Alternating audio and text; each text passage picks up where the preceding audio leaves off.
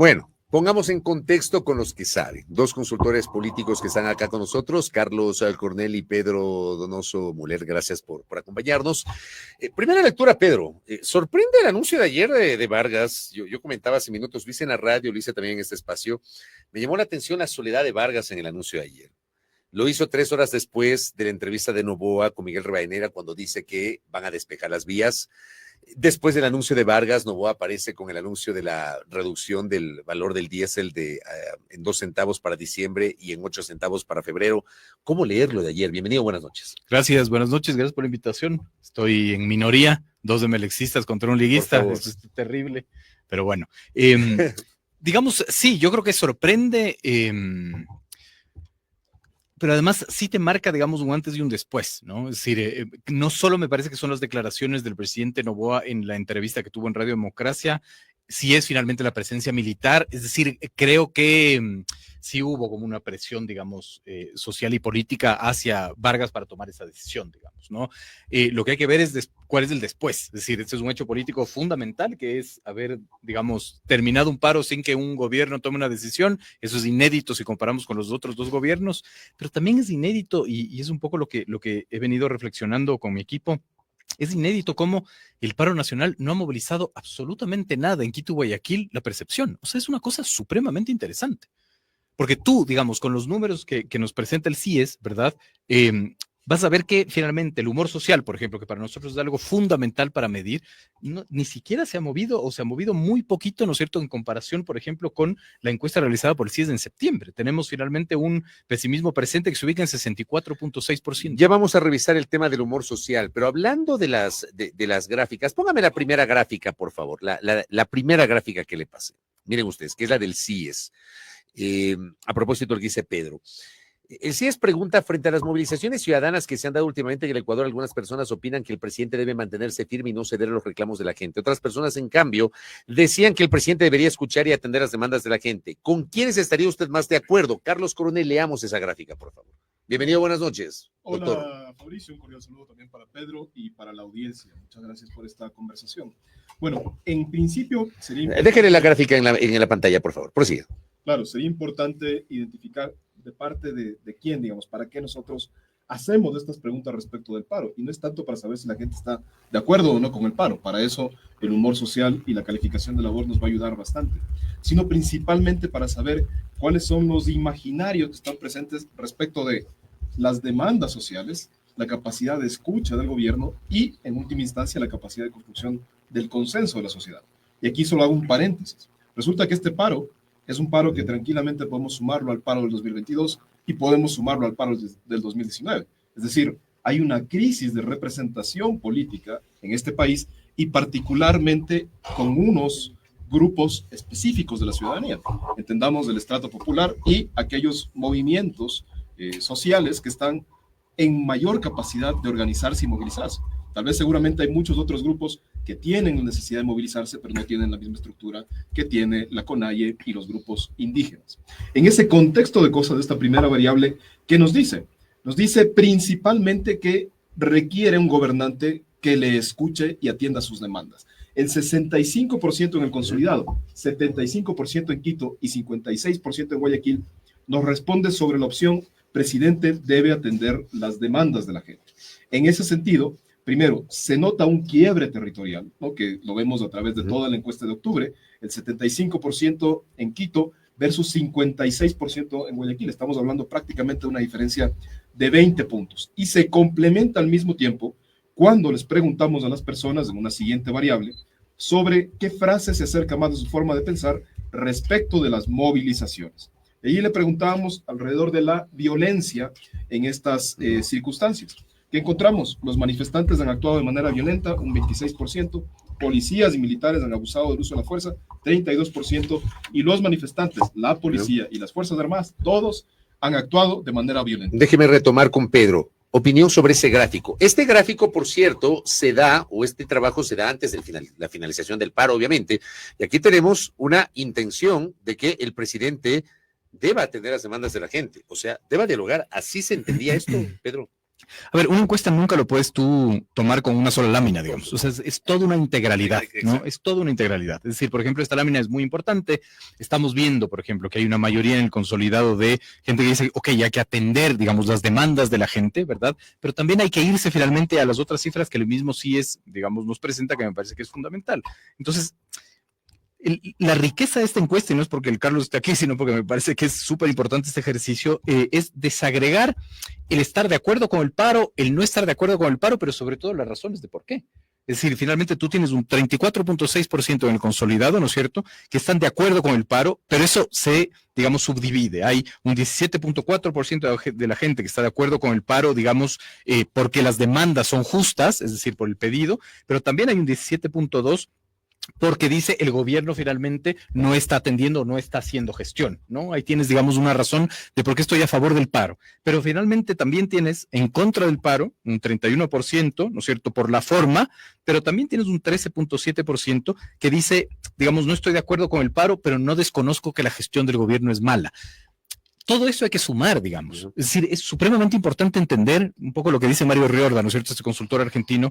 Toda crisis es un reacomodo relativo del poder, ¿no? Y estamos viendo cómo se reacomoda relativamente el poder durante el paro, después del paro, etcétera. Entonces, claro, aquí la gran pregunta es, formalmente se terminó el paro porque los convocantes, dígase, entiéndase CONAIE, terminaron el paro, pero eso termina finalmente la tensión social. Yo diría que no, la tensión social está presente, porque digamos, nunca ¿no? se dialogó y nunca se abordó la posibilidad de atender las demandas. Creo que las primeras demandas eran absolutamente Pero más legítimas. allá que porque no se dialogó, es porque para mí, y nosotros hemos sostenido esta hipótesis, el paro no es un hecho político lo suficientemente consolidado como fenómeno para hacerlo, digamos, materia prima del análisis político. Es decir, para mí sigue siendo la materia prima del análisis político la eliminación del subsidio. Es decir, el origen en sí mismo del paro. Porque el problema es que en este desorden social que estamos viviendo, el paro no fue paro, de acuerdo a la percepción. ¿No es cierto? La movilización no fue movilización, el diálogo no fue diálogo, el convoy humanitario no era convoy humanitario, es decir, era una nueva resignificación de los conceptos. Entonces, si es que, como nosotros entendemos un paro, ¿no es cierto?, no se dio, para mí el hecho político del paro no me da suficientes elementos para analizar. Creo que hay que regresar al tema de la eliminación del subsidio, por ejemplo, ¿no?, como parte neurálgica del análisis político. Póngame la siguiente gráfica en el tema de movilizaciones que presentó el CIES. ¿Qué frase se acerca más a su forma de pensar respecto de las movilizaciones en algunas provincias? Los manifestantes han actuado de manera violenta, policías y militares han abusado de la fuerza, los manifestantes, la policía y fuerzas armadas han actuado de manera violenta. ¿Qué significa eso? Lectura, por favor, Carlos. Claro, en complemento con lo que acabamos de observar y el comentario de Pedro, notoriamente lo que nos está diciendo la gente es, esto es una cosa violenta, tanto de manifestantes cuanto de la fuerza pública. Y eventualmente hay abusos en esa fuerza pública, en esa gestión de la movilización ciudadana. Y eso creo que más bien nos pone en un siguiente escenario de análisis, ¿no? Si, como dice Pedro, el hecho político no es el paro, sino los elementos que auspician o que generan la movilización ciudadana. Lo que queda después de esta eliminación, más que eliminación, de esta contención de la movilización ciudadana, es cuál es la siguiente posibilidad de gestión política frente a la movilización, ¿no?, que es el síntoma, digamos, o la expresión, y frente a el hecho del subsidio. Bueno, el subsidio creo que es bastante difícil que sea discutible. Notoriamente así lo está planteando el gobierno y creo que no va a dar marcha atrás en ese sentido, además por las condiciones estructurales y demás. Y yo veo ahí tres elementos. Primero, ¿cómo quedan, por ejemplo? Volvamos a la idea inicial que yo planteaba de una crisis de representación, ¿no? ¿Cómo quedan, por ejemplo, los asambleístas de esas provincias, de El Carchi y de Imbabura, frente a su ciudadanía? ¿Cómo están gestionando el disenso que pueden tener los grupos ciudadanos de distintas etnias que viven en estas provincias y en otras provincias también, esta posibilidad de representación y fiscalización a través de sus asambleístas? Una primera idea. La segunda es cómo el gobierno, en la lectura de esta desmovilización o contención de la movilización ciudadana, asume el nuevo contexto. Es decir, si lo asume como un gran triunfo, seguramente está equivocado, ¿no? Porque es un pan para hoy, hambre para mañana. Si lo asume como una posibilidad de regestionar o no es cierto, de recalcular después del conflicto las posiciones desde los distintos grupos y las eventuales posibilidades de coincidencia con los distintos grupos, puede haber una oportunidad.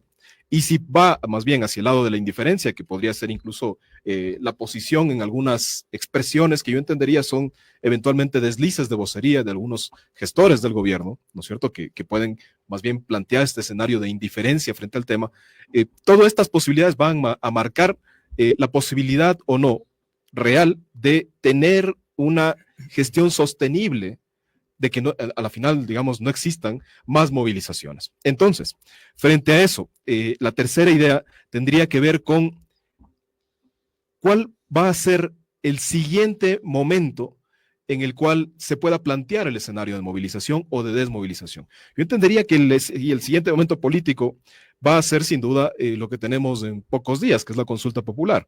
La consulta popular tiene varios indicadores que todos indican que en un contexto de conflictividad, de inseguridad, de incertidumbre, de problemas económicos, que posiblemente es un contexto, una estructura medio crónica de miedo o de indiferencia, eso más adelante lo podemos profundizar, de indiferencia o de inmovilización.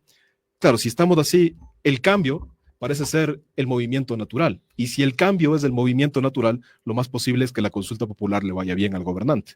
Ahora, después de esa consulta popular, ¿qué sigue? ¿No? ¿Cómo hacemos que este país no tenga movilizaciones en el contexto tan importante de la construcción de un proyecto constitucional? Usted habla de la consulta popular. Hoy estamos jueves 23 de octubre. Estamos a 3 semanas, Pedro, de la consulta popular.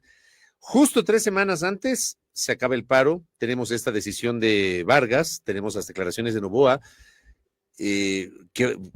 ¿Cómo proyecta, Pedro Donoso, las 3 semanas que se vienen con este presente que se acabó el paro, con el antecedente de ayer y un poquito las declaraciones de los actores vinculados al paro? Además, es súper importante trazar una línea cronológica de los hechos políticos detonantes, ¿no es cierto? Es decir, porque además el problema de hacer análisis político en el Ecuador es que tienes tantos sucesos que muchas veces te absorbe la lógica de la coyuntura inmediata. Entonces el paro y no ves más allá, ¿no es cierto? Entonces, si trazamos la línea, ¿no es cierto?, cronológica, tienes la eliminación del subsidio, que es el hecho detonante, digamos, ¿no es cierto? 12 de septiembre. Perfecto. Tienes la movilización y el paro, que dura 31 días, me parece, ¿verdad? Pero tienes ya trazada la agenda. Entonces, el Carlos decía algo que es absolutamente importante, que es, ok, después del paro, ¿qué? Viene la consulta popular, después de la consulta popular viene la constituyente, de ganar, evidentemente, ¿no es cierto? Es decir, ya tenemos trazados las líneas de los hechos políticos detonantes. El gobierno ya te marcó la agenda, ¿no? Entonces, eso te sirve mucho para administrar quizás las tensiones sociales como válvula de escape. Utilizas los procesos eleccionarios y políticos como válvula de escape.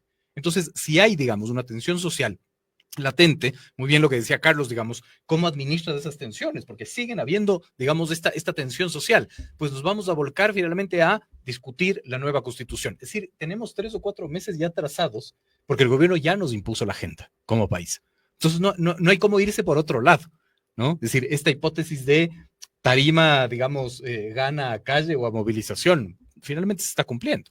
Porque lo que te dijo la CONAIE es, se acabó el paro, iniciamos la campaña electoral por el no en la constituyente, ¿verdad? O por el no en la consulta popular. Entonces, claro, ya tenemos trazados, en 3 o 4, es la primera vez desde hace mucho tiempo que ya tenemos trazados, ¿no es cierto?, las líneas de lo que vamos a discutir, de lo que va a suceder. Evidentemente, esto es el Ecuador, todo puede suceder, pero de una u otra manera está como ya construido el framing de lo que va a suceder y lo que se va a discutir, ¿no? Con los mismos números, además del CIES, hay un 70% finalmente de intención de voto por la Asamblea Constituyente, por ejemplo, ¿no? Entonces, creo que por primera vez en mucho tiempo tenemos hechos detonantes que nos marcan finalmente el framing de lo que se va a discutir en el Ecuador, y sobre eso, digamos, hay que hacer el análisis, ¿no? Sobre esos actores, esas redes finalmente de relacionamiento, esas tensiones sociales, esos conceptos, etcétera. Ahora, Pedro mencionaba el humor social, el estado de ánimo, Carlos.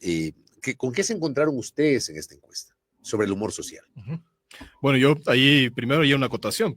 Que haya fecha de la boda no quiere decir que haya invitados, que haya pastel, que los novios estén preparados y se amen, ¿no? Yo creo que sobre todo esto último, ¿no? Porque si hay fecha, digamos, ahí la planificación. Algo va a pasar. Claro. Sí, que los novios se amen es otra cosa. Pero fíjate el detalle. Que también hay matrimonios por conveniencia. Tenemos seteado, tenemos armado como país qué es lo que va a pasar de aquí a diciembre, enero, febrero. Sin embargo, todos los actores, ¿no es cierto?, incluido el gobierno, incluso diría yo, no tienen todavía la preparación suficiente para un proyecto de esa envergadura, porque las cosas suceden con una vorágine tal que además lo que, y con esto me conecto al humor social, están haciendo que la cosa política vaya por un andarivel, por un carril, por una vía, y la cosa ciudadana vaya por otro. Y eventualmente, como decía, este descontento acumulado se va expresando, a veces con paro, a veces con indiferencia, a veces con inmovilización. O a veces con votos. O a veces con votos, ¿no? Nosotros titulábamos esta encuesta con el equipo de CIES y decíamos, esto es una encuesta que expresa miedo a que la gente tiene miedo a lo que vaya a pasar o miedo a lo que nada cambie, ¿no? Ese es el andarivel en el cual, los dos andariveles en los cuales se está moviendo la ciudadanía en este momento. ¿Por qué lo decimos? Nosotros tenemos encuestas seguidas, mes a mes, desde noviembre del 2024. Y las cifras que les voy a contar a continuación son recurrentes. Varían a veces Quito es más optimista, a veces Guayaquil es más optimista. Pero la variación no es significativa. Incluso sí, con variaciones significativas, puede haber picos. Por ejemplo, en el escenario de elecciones, marzo, febrero, abril, hubo picos, ¿no? De estado de ánimo más positivo, se entiende por la esperanza de la conversación de un contexto electoral. Pero luego regresaban a sus valores normales. ¿Cuáles son los valores normales o recurrentes? Tenemos en el consolidado pesimistas 65% y optimistas del 35%. Si vemos esto durante 10 meses, si vemos en el caso de octubre, para Quito el 30% optimista, para Guayaquil el 40% optimista, para Quito el 70% pesimista, para Guayaquil el 60% pesimista. Si lo vemos sistemáticamente, recurrentemente, si además le añadimos una capa, que es la capa de los mismos problemas siempre, inseguridad, que alcanza en este mes de octubre 58%, problemas económicos, que siempre bordea alrededor del 20%, y un problema emergente que está consolidándose en realidad, que lo citábamos ya en la encuesta de septiembre y que aparece con más fuerza en la encuesta de octubre, que es una sumatoria de percepciones sobre mala gestión de gobierno, corrupción, problemas de administración, que alcanza igualmente alrededor del 20%. Si vemos eso y vemos además que solamente el 25% de las personas en el consolidado considera que el Ecuador va a estar mejor en los próximos 6 meses, ahí hay una estructura perfecta de un miedo crónico. Y cuando la gente tiene miedo, pasa a un escenario de supervivencia. Esa supervivencia tiene 2 posibilidades: o inmovilizarnos, es decir, estamos conscientes de que tenemos problemas, tenemos un temor, no creemos mucho en el futuro y nos quedamos quietos, ¿no? Hibernamos socialmente para ver qué va a pasar. O al mismo tiempo tenemos la opción de la indiferencia, ya no nos importa lo que pueda pasar. Hacer campaña electoral a favor del sí o del no en ese contexto es complejísimo, salvo que uno se apalanque en este movimiento natural de si todo está mal, tenemos que cambiar.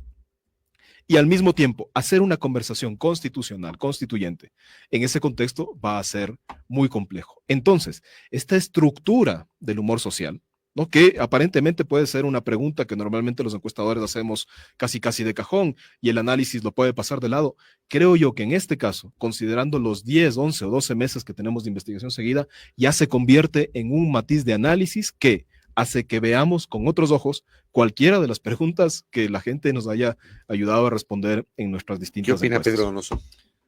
Digamos, es como súper complejo, ¿no es cierto?, determinar, porque además volvamos a poner cronológicamente esta encuesta, ¿no es cierto? Es decir, ustedes hacen la encuesta post-bombazo en Guayaquil también, ¿no?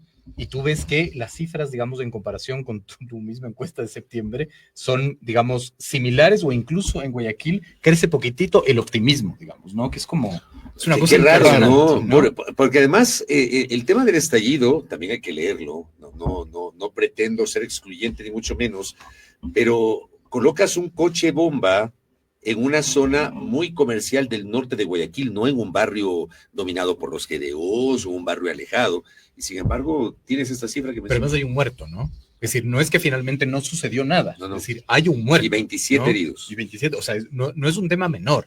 Sin embargo, digamos, no se moviliza, ¿no es cierto?, el estado de ánimo en comparación con septiembre. Entonces, el consolidado de septiembre, de acuerdo al CIS, ¿no es cierto?, es 66% de pesimismo presente. Y en octubre es 65%. Es decir, parece que no pasó nada. Parece que de septiembre a octubre no pasó nada. Pero sí pasó algo, y perdona que te interrumpa, y es que cuando le preguntamos a la gente sobre la situación de la ciudad, esa diferencia territorial sí adquiere más pesimismo en la ciudad de Guayaquil, justamente impulsado, podría ser por el hecho de la bomba, pero también por los hechos recurrentes de inseguridad. Entonces, sí hay un matiz, digamos, en cuanto al estado de ánimo, si pensamos solamente en la ciudad. Si pensamos individualmente en Quito, Guayaquil, sí, hacemos la lógica del consolidado, ves una caída de un punto, digamos, en el pesimismo. Parece que nada cambia, sí. Claro, pero además, a mí lo que me sorprende muchísimo es, y comparemos finalmente con el 2023, porque es absolutamente necesario. Tenemos un problema de comparaciones, o por lo menos yo tengo un problema de comparaciones. Yo no puedo comparar el paro del 19 con el de ahora, porque después del paro del 19 vino la pandemia, entonces no podías tener como toda la película clara, ¿verdad? Entonces solo comparemos con el 2022. Pero si nosotros, digamos, analizamos lo que sucedió post-paro del 2022, Guillermo Lasso tuvo que gobernar en el 2023 un Ecuador que en promedio tuvo un estado de ánimo, de acuerdo a perfiles de opinión de ese entonces, de más del 90%.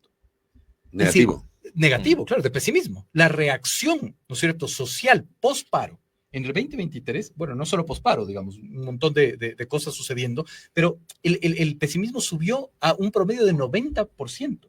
9 de cada 10 ecuatorianos y ecuatorianas se sentían pesimistas del presente durante todo el 2023.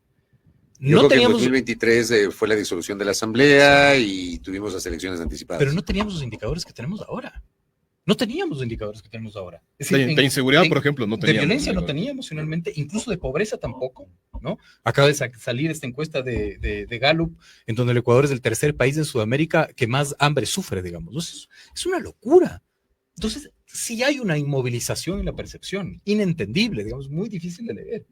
Porque están sucediendo cosas, ¿no es cierto? Pero la percepción no se mueve. Una explicación interesante es la que plantea Carlos, ¿no es cierto? Es decir, el miedo genera inmovilidad y vamos a invernar finalmente. Pero de ahí llegamos a hechos políticos, ¿no es cierto?, que no son opcionales.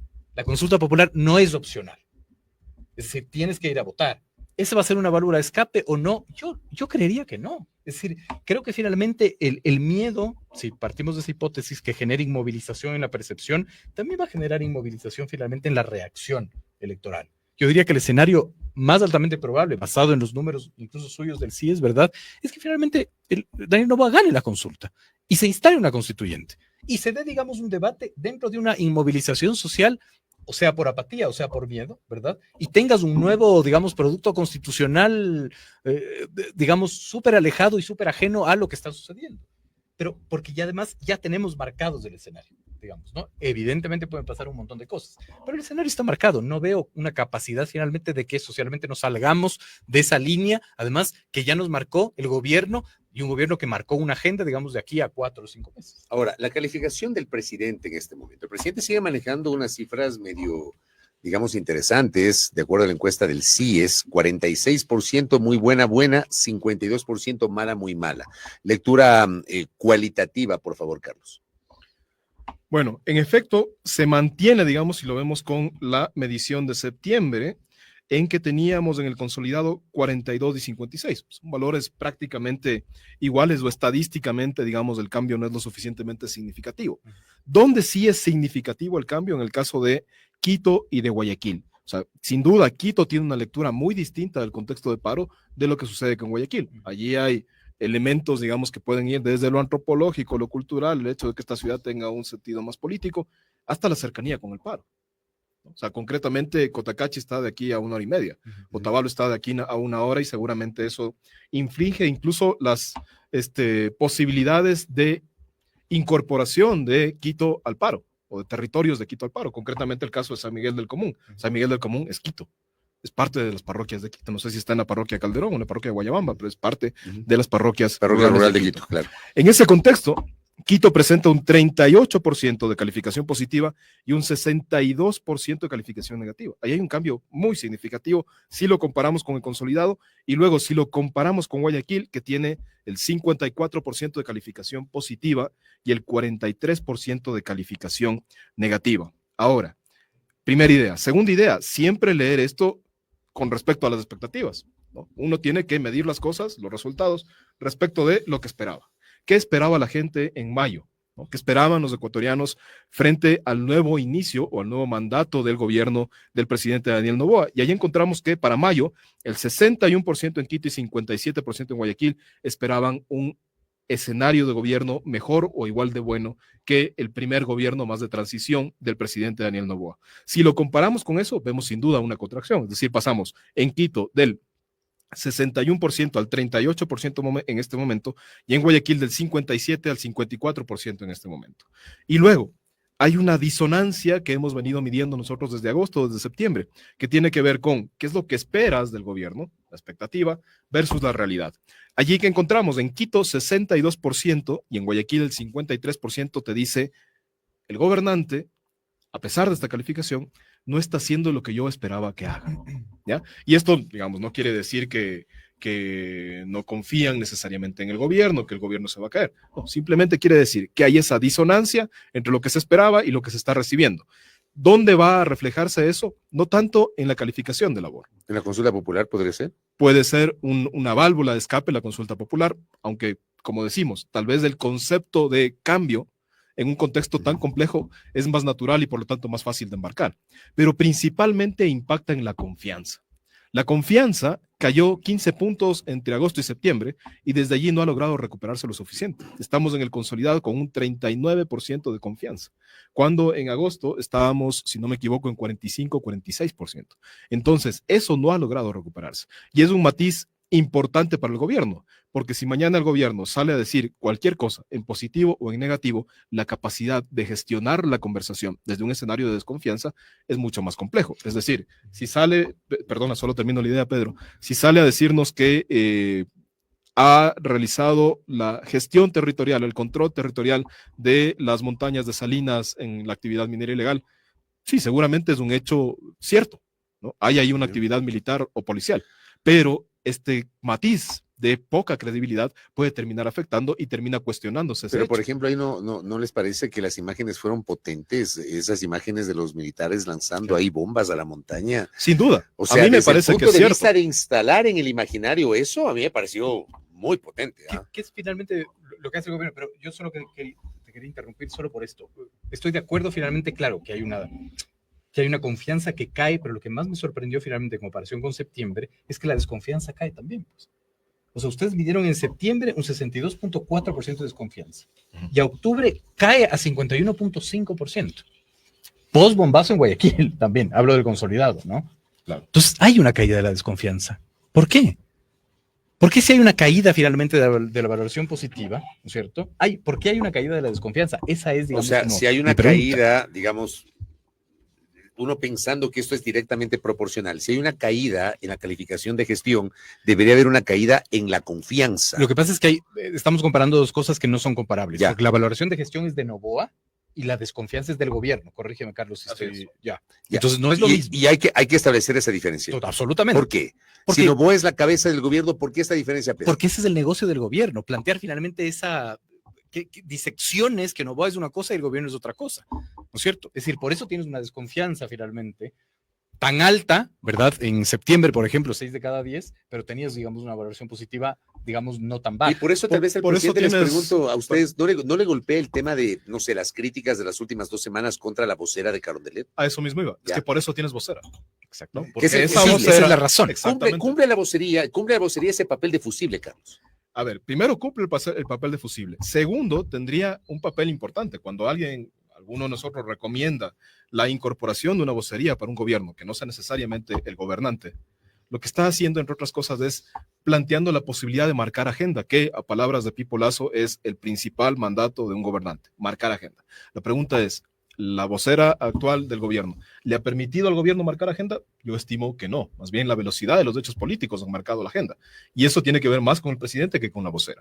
Y tercero, la vocería le permite contener los conflictos, no generar conflictos. Pero no marca agenda cuando, por ejemplo, Carolina llega siempre con unos anuncios que sí se convierten, muchos de ellos, en titulares en los medios y generan conversación. Es que yo creo que ahí marcar la agenda no está finalmente en los anuncios de los lunes, sino en el tuit de la vocera.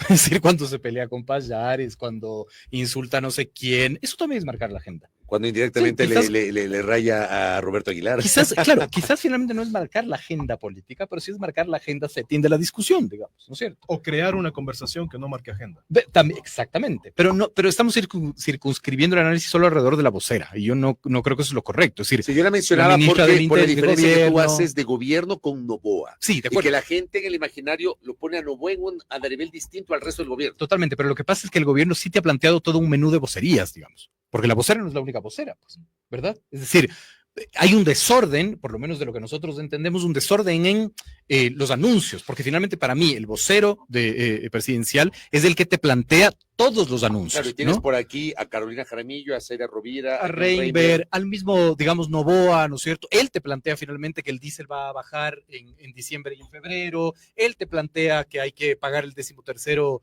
en noviembre, él te marca la agenda. Entonces hay un desorden de vocerías, ¿verdad? Pero es claramente la división. Entonces sí te plantea este fenómeno, digamos, de poder dividir y establecer fenómenos distintos. Una cosa es Noboa, otra cosa es su gobierno, digamos, ¿no es cierto? Ahí no tiene ni siquiera la bancada de legislativo, por ejemplo, de ADN. Entonces tienes, digamos, una cantidad de matices ahí impresionantes, pero, digamos, más allá de eso, ¿no es cierto? Si volvemos al tema de la desconfianza, digamos, y el efecto que ha tenido la movilización, no teniendo efecto en la movilización, y un poco lo que hace el gobierno finalmente es una máquina de hacer acciones de PR, digamos, de relaciones públicas que te marcan, digamos, esa discusión. Porque aquí no se discuten, digamos, los efectos, no se discuten los indicadores de resultados, se discute en el voy a hacer, ¿no? Estoy bombardeando con misiles Buenos Aires. ¿En qué se traduce finalmente eso a la mejora de índices de violencia y inseguridad? No lo sabemos, ¿no? Todo es en futuro, es impresionante, digamos, el ritmo narrativo del gobierno, ¿no? Hay un evento y una rueda de prensa, va la vicepresidenta donde se anuncia que se va a construir el Museo Nacional. Es decir, todo finalmente es en futuro, pero claro, tú raspas un poquito y pones los indicadores sobre la mesa y esos indicadores son terribles. Son terribles, pero el gobierno lo que juega finalmente es a crear los imaginarios y los enemigos. Entonces tiene esta capacidad de ponerte como antagonista todo el rato, a los GDOs, a la Corte Constitucional, al correísmo, al movimiento indígena. Y eso hace que nosotros discutamos sobre ellos y no discutamos, lo que yo siempre repito, que a junio del 2025, de acuerdo a la Fundación Ciudadanía y Desarrollo, el Ministerio del Interior tenía menos del 30% de ejecución presupuestaria.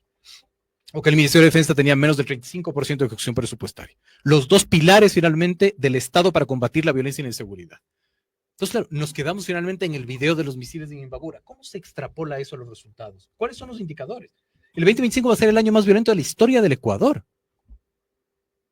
Entonces, claro, siempre discutimos el origen cuando inicia la narrativa. La sociedad no es capaz de instalar finalmente los efectos o no efectos de lo que sucede ahí. Déjenme hacer una pausita para regresar con la recta final. Me quedan más o menos unos 12 minutos para hablar de la consulta popular, que ya lo mencionaron tanto Carlos cuanto Pedro, es lo que se viene para el próximo 16 de noviembre. Regreso enseguida. A ver, antes de abordar el tema de consulta popular, porque también el CIES midió un poquito el pronunciamiento de la gente, si está o no de acuerdo, y es interesante que la gente, el porcentaje mayoritario es que depende de la pregunta, lo cual me parece muy interesante, pero decía Pedro, y le pregunto primero a Carlos y luego a Pedro, Pedro ya hablaba de que hay que hablar del subsidio. ¿Hay algún cambio cuantitativo, cualitativo respecto de lo que ha significado esa medida del aumento del precio del diésel en las personas encuestadas, Carlos? Cuando le hicimos una pregunta en septiembre, prácticamente lo del anuncio de la eliminación del subsidio fue un viernes. El sábado y domingo corrimos encuesta. Claro, eso nos da dos matices. Primero, puede ser que la gente no se enteraba lo suficiente o que no medía porque fue viernes. Porque fue viernes, además. Y recuerdo que ni siquiera los viernes en la tarde periodistas más respetados de este país no sabían qué había pasado, cuándo había pasado, porque fue una cosa en realidad muy brumosa, ¿no? Y en ese contexto nos salió, sí, me va a afectar alrededor del 80% en el consolidado. Ahora hicimos una variable respecto de cuánto le afectó a usted en los precios de su economía familiar esta eliminación del subsidio.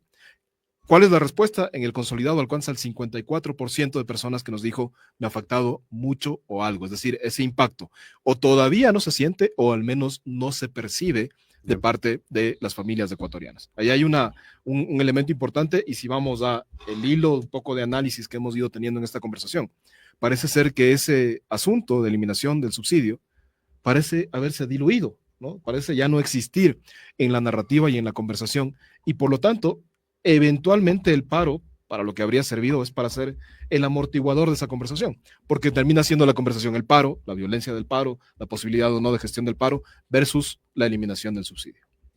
Pedro, ¿por qué insistes en que hay que hablar del subsidio? Porque, digamos, yo creo que es el origen finalmente de un proceso incluso de desmitificación.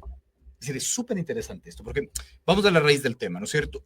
Daniel Noboa, candidato, dice, yo nunca voy a eliminar el subsidio al diésel. Lo dice finalmente, ¿verdad? Está digamos, grabado, etcétera, etcétera, etcétera. Elimina el subsidio al diésel, ¿no es cierto? Se genera toda esta afectación. Si vamos a los números de septiembre del CIES, la percepción es que me va a afectar en mucho o en algo 8 de cada 10, ¿verdad? Cuando, digamos, ya aterrizas, pasa un tiempo, independientemente, esto es solo percepción, independientemente de la realidad, solo un 54.7% de la gente te dice, me ha afectado en algo. ¿Qué pasa con esto? Que se desmitifica que la eliminación del subsidio al diésel, estoy hablando desde la percepción, sí. No de la realidad económica, pues no lo sé. Porque algunos te van a reventar sí, por me eso. Van a sacar la madre. Pero desde la percepción, ¿no es cierto? Hay una desmitificación, que si el gobierno elimina el subsidio al diésel, no te afecta a ti, ciudadano. Por lo tanto, el hecho que el presidente Noboa haya mentido no es tan importante. ¿Me explico? Y esa podría explicar incluso por qué cae la desconfianza, digamos, del gobierno. Es decir, está todo tan, digamos, supeditado, ¿no es cierto?, a los procesos de desmitificación que tú tienes de efectos. ¿Y qué efecto tiene eso? El más importante de todos, que es el 16 de noviembre la consulta popular. Y ahí vamos a la consulta. ¿Por qué? ¿Por qué el 16 de noviembre? ¿Por qué la fecha de la consulta? ¿Por qué ese escenario? ¿Por qué es importante ese hecho político? Por todo lo que te estoy planteando. Porque finalmente, ¿verdad?, las acusaciones de la oposición era, usted mintió, Daniel Noboa, dijo que no iba a eliminar el subsidio, ¿sí? Y Noboa no te dice, no, yo no dije, o yo sí dije. Te dice, pero no hay efecto. O les ha afectado a ustedes, ciudadanos. Y un 54.7% te dice, sí, mucho en algo, pero hay un 44.3% que te dice poco o nada. Entonces, el presidente, por más de que haya mentido, no importa porque no me afectó. Claro, lo que pasa es que tomas la medida, ¿ya? Y el principal efecto es, digo, los pasajes. No han subido los pasajes. No han subido los pasajes. Porque el gobierno les está compensando a los transportistas. Exactamente. Entonces, y 2 días antes, si se da, digamos, el anuncio de repartir el 13º sueldo, vas a tener liquidez. Entonces, esa percepción que se extrapola al proceso más importante en política, que es el proceso eleccionario, va a tener una afectación, digamos, positiva para el gobierno. Y eso sí es construir reputación.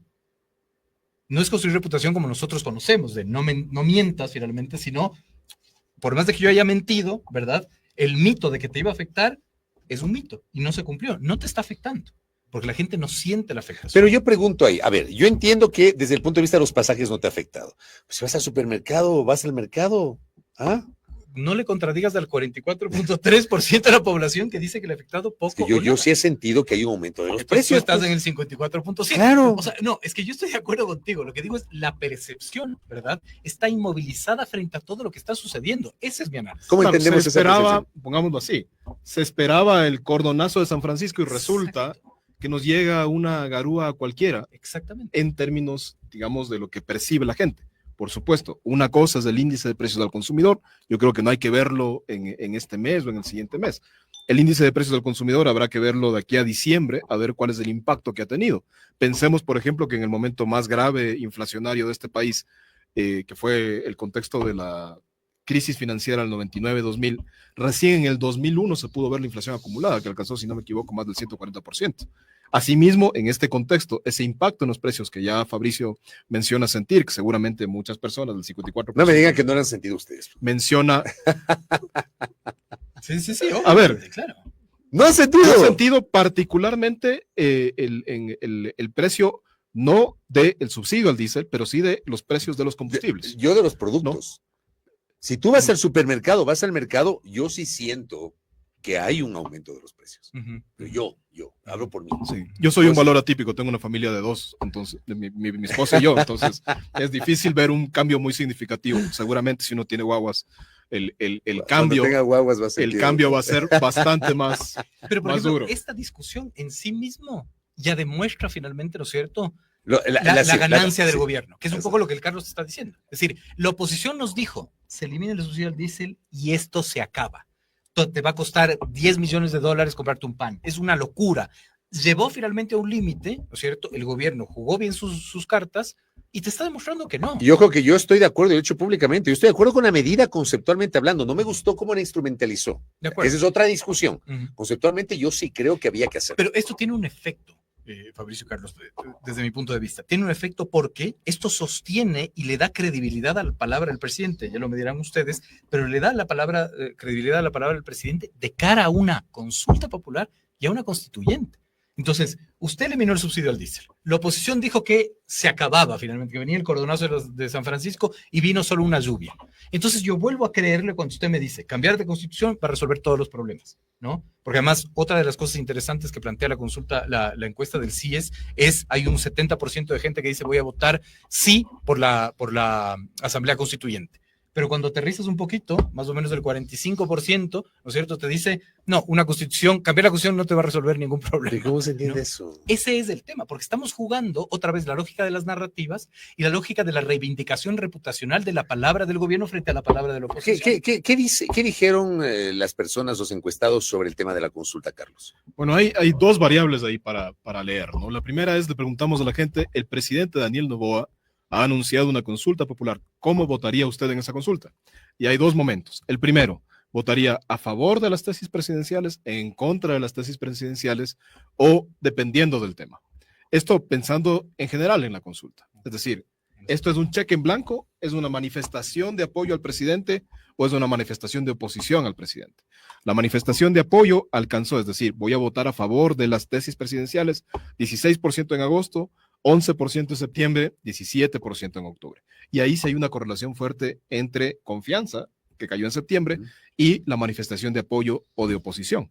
Entonces, en este momento, 17% de los encuestados referirían votar completamente a favor. Usted puede preguntar o plantear el tema que sea, yo lo voy a apoyar. 6 puntos más. Sí, ¿cierto? 6 puntos más. Ajá. En correlación nuevamente con la recuperación de confianza. Sí. Luego, ¿quiénes votarían en contra de las tesis presidenciales? Agosto el 22%, septiembre el 18%, octubre el 15%. Ambos valores similares en términos estadísticos. Y depende del tema, que es la cifra importante de esta pregunta, alcanza en agosto el 59%, en septiembre el 68% y en octubre el 64%. El mensaje de esta primera pregunta tiene que referirse o se refiere a esto no es un cheque en blanco. Esto no quiere decir que va a perder la consulta ni de que va a perder potencialmente una mayoría en la asamblea. Simplemente la gente le está diciendo, yo quiero que usted tome decisiones, pero también no deje de pensar en mí. No se olvide que estoy aquí presente, ¿no? Necesito que me escuche, que empatice con mis problemas y los problemas están claramente definidos. Y significa también que no todo lo que usted me proponga yo le voy a aprobar. Sí. Y ahora, digamos, a un símil con abril del año pasado, cuando, por ejemplo, 2 preguntas de la consulta perdió el presidente, la del trabajo por horas y la del arbitraje internacional.